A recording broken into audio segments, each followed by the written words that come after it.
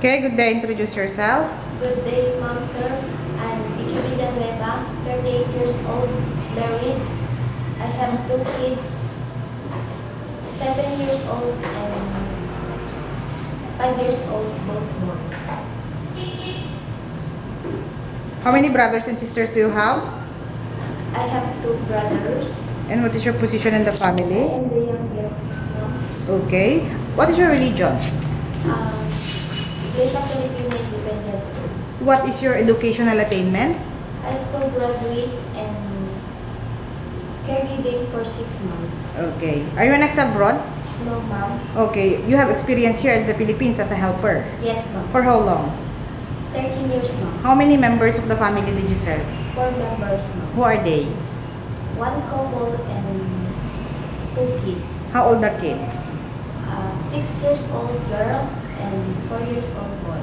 Okay. So what did you do as a helper in the house? I do chores, cleaning the house, ironing, do laundry, and going to the supermarket. Who took care of the kids? You do also took care of the kids? Yes, ma'am. Okay. And why you left your employer before? I got married, ma'am. And how was your relationship with them? How was your Good, relationship? ma'am. It was good. Why do you want to work in Hong Kong? For my family, ma'am. Who will look for your kids if you're going to Hong Kong? My husband, ma'am. Your family allows you to go abroad? Yes, ma'am. Are you afraid of any pet? No, ma'am. Are you willing to accept job order that there's a grandparents in the house? Yes, ma'am. Are you willing to share job with other helper? Yes, ma'am. Are you willing to accept newly born baby? Yes, ma'am. Are you willing also to share room with them, the kids? Yes, ma'am. Okay. And if ever, how long you want to work in Hong Kong? Finish contract and as long as they want me. How if you feel homesick, what will you do? I focus my work and remind myself that I'm here to for my family. Okay.